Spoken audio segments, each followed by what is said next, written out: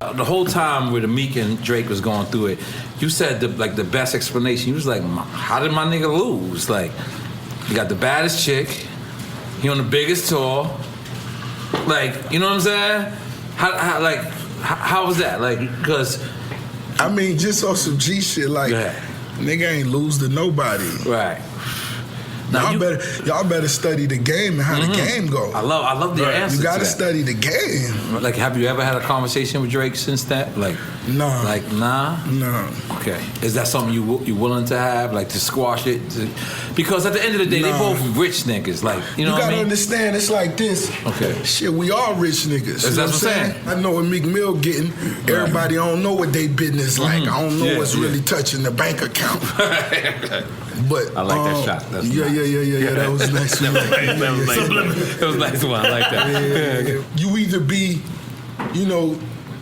G enough to whatever the issue is, niggas bring it to the table, or you just let it go out of control and see what happens. Right. I always been one of them niggas. So when I first spoke on it on the Breakfast Club, you seen I was obviously speaking in a peaceful tone. Right.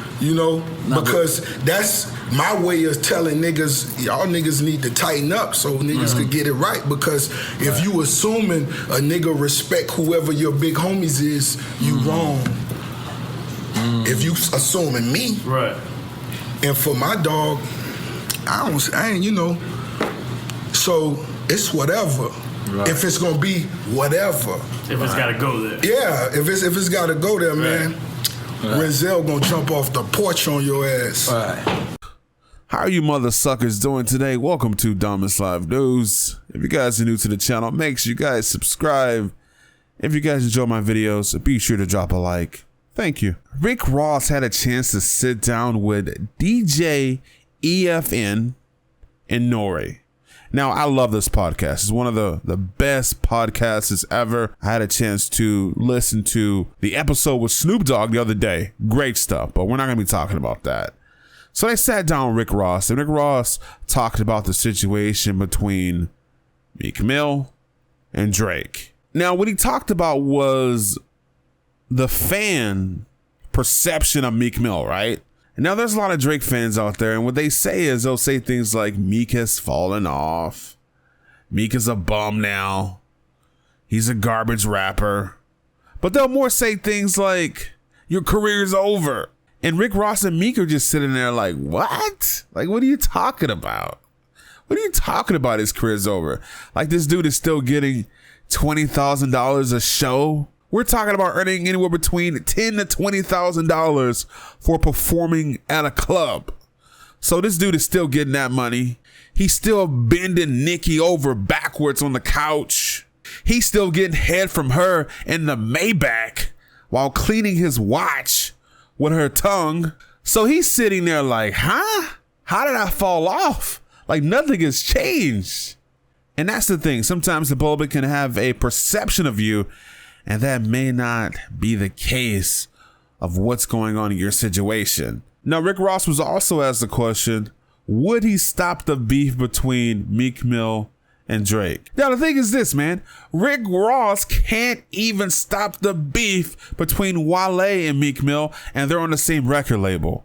How the hell is he going to stop the beef between Drake and Meek?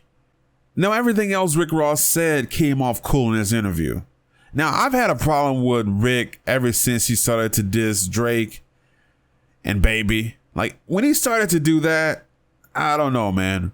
Rick looked a little bit fake to me. And the reason I say that is because Rick did so many songs with Drake. He was eating off that Drake tree for so long.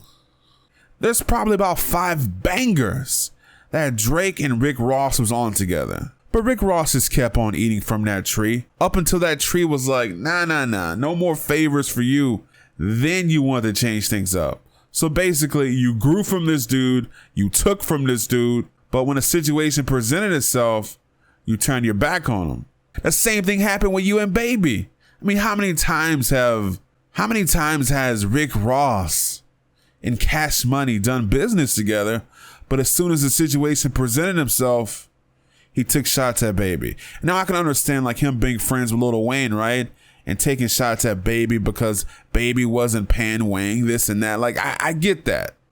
I hate fake people, man. And whenever I see one artist doing records with another artist and all of a sudden he starts to say that the other artist is fake and he's been fake all along. And I'm like, dude, if he was fake, why were you doing records with him? Oh, I know why.